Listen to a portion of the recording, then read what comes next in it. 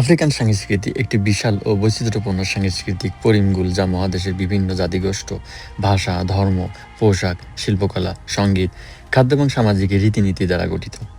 এই সংস্কৃতিতে বিভিন্ন ধরনের ঐতিহ্য, প্রথা এবং জীবনধারা বিদ্যমান, যা আফ্রিকার বিভিন্ন অঞ্চলে ভিন্ন ভিন্ন রূপে দেখা যায়।